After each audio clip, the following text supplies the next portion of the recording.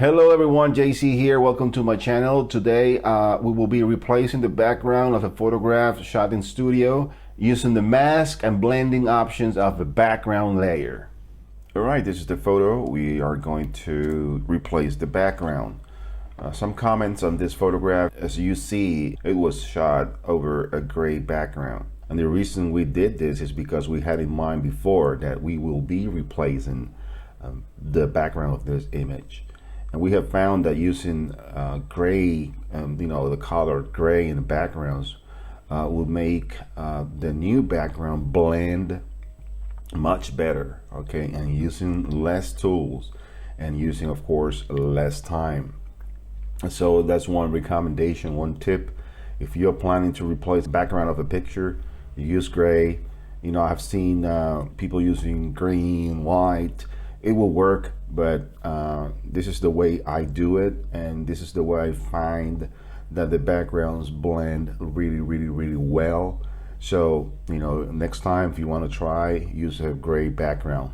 So what's the first thing I will do here is I will duplicate this image, this layer, Control J, and then I will use the select subject option of the Creative Cloud Photoshop.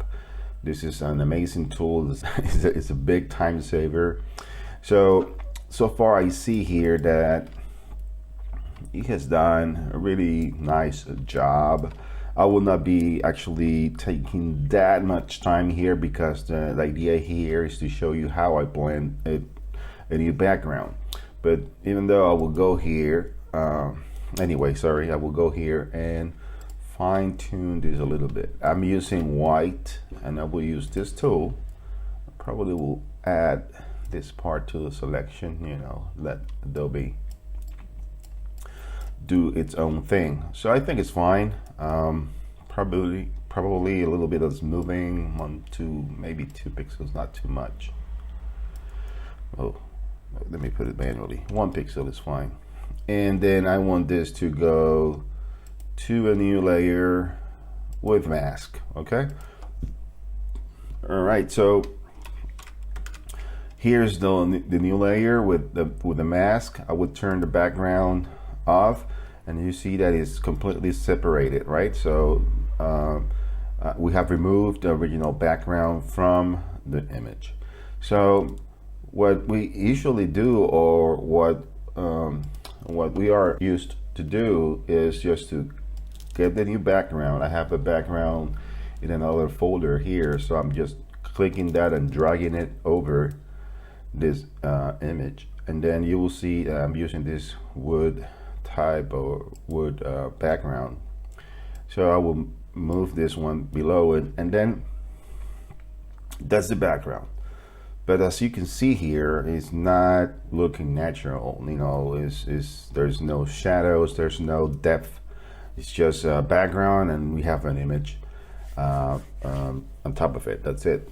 So here's the trick. This is the way I do it, and this is the way I want to share with you. So what I will do here is, the first thing is just move this background layer on top of the subject layer. And the change I will do is I will remove the mask and the subject layer to the background layer. Okay, so how I move it, I just click over the mask and drag it over, to the wood part of it. Okay, I see here there's something out of here, bro. Okay, that's fine, no worries. Now what's next? This looks really weird, right? So we have now the background and the subject is all in wood. So what the next step is to select the mask that is now on the background layer, and then the keyboard hit Control I to inverse the mask. Okay, but JC is the same, as you started the same way.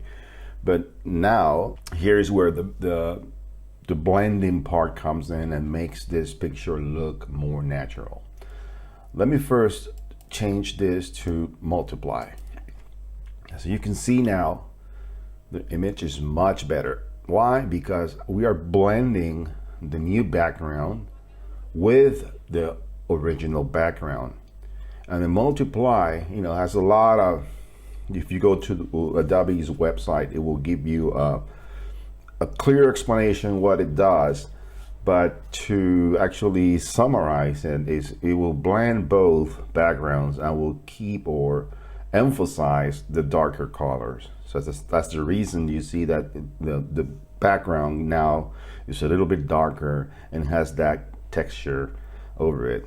Another thing is that you can observe that it is keeping the shadows and the highlights, and that's the part that works, for me, works the magic here, because it makes the image look really, really, really natural, and that, in fact, that makes you feel that that background was originally in there.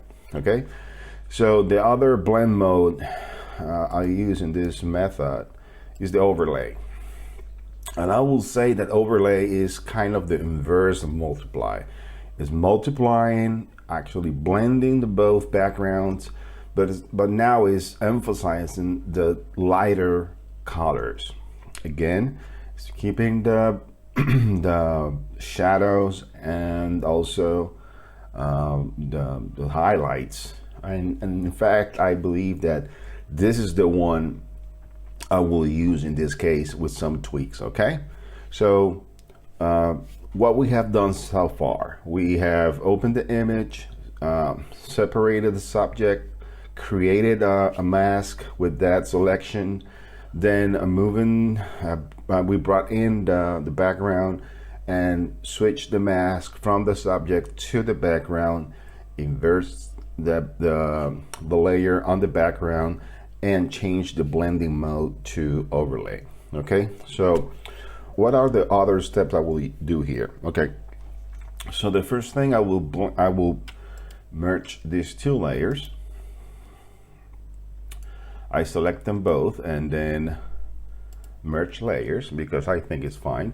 All right, and then I will do some adjustments. I think that this image is fairly right in terms of white balance. I think it's more toward to the orangey cast. Let's fix it. Okay, so how I do this, there's a method that I learned from Jesus Ramirez, which is using curves adjustment layers, which is this one over here. And basically we will manually adjust the different curves. For example, make sure that you're selecting this part here, the adjustment itself, not the mask, the adjustment. And then let's switch to the red channel.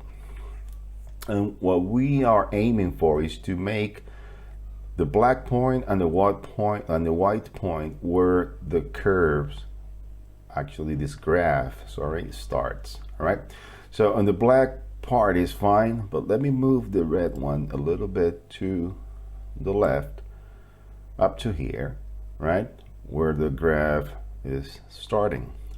Now let me switch to the green channel and do the same. I think that the black is right in there, but the green needs to be moved, I will say probably here.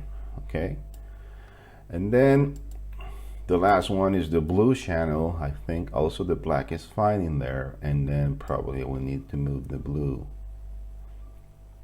toward maybe here. And now you can see that orange cast is gone, right? So we have color corrected or white balanced this image. What another thing you can do is you can get back to the RGB channel, right, and readjust this one a little bit, probably here. I think it's better. Now I will add another adjustment layer, in this case exposure, and then I will probably reduce the exposure a little bit on this one like this, and correct the gamma to the point I like. I think it's looking better now. Let me just increase exposure a little bit. I think it's fine over there. Okay, so if you are fine with this, I mean, when you are fixing or editing your image, okay, so now will be the time to skin retouch. This is an optional step because the way I retouch skin is using a different software, but I will still show you how I do it. So I will keep all this, all right? I mean, select all these layers and then also merge them, right? Okay, so over here, let me rename this one to merged. Okay, I might keeping these two as backups. Okay, so the way I edit skin is using a third-party software that works as a filter here in Photoshop, and it's called Portrait Pro. So I will open this image using the filter Portrait Pro, and I will use a preset that I have already saved and done. And by the way, if you're watching this video before February 25th of 2021, in the description below in the video, there's a special discount coupon code. If you want to buy Portrait Pro version 21 is out there right now. This is optional. I include it in my workflow because it's really great. It's a really great tool. So if you want to take advantage of this 15% discount, please go ahead and do it.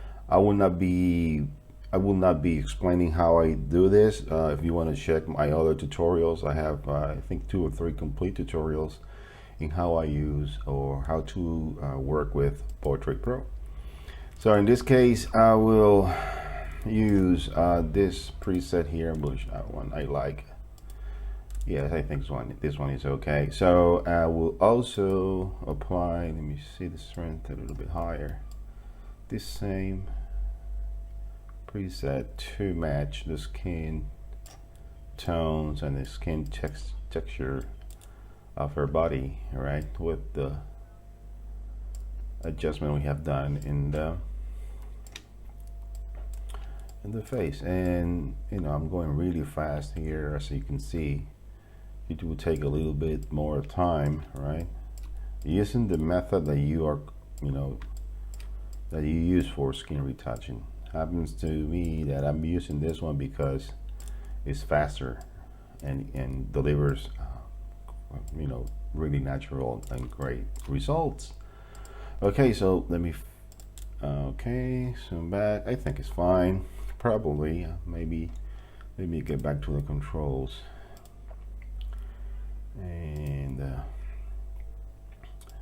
let me readjust this light a little bit over there. I think it's fine. I think I will leave it there. Okay, and then we'll go back to Photoshop. Okay, so now the image is back. Another thing I will do, I have an action here to add a vignette.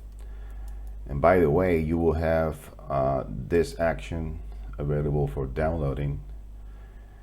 You will find the link in the description. So this is the vignette. I think it's okay. Opacity, you can play with the opacity if you want. You see, all right, 100% I think it's fine. And probably one other thing I will do here, when we have this light colorize, I will add this layer another action I have, which is a high pass. Some people call this super focus. I call it a high pass. And it will create this layer with the layer mask. I would change the color, the foreground color to white. Use a small brush and apply this only to the iris. Let's make sure we have this at 100%. Okay. All right, and then I lower this one a little bit, 47 to 50 maybe, and add it to the borders of the eyelids and the eyebrows. Okay, so what this is doing is this. All right, makes the eyes pop. Okay, if you find it is too much, okay, lower the opacity a little bit. I'm exaggerating some of the procedures here for you to appreciate how the effects, how they're working. And I think the images is looking nice. If you think it's too bright, you want to darken that a little bit, you can always add exposure or brightness, contrast,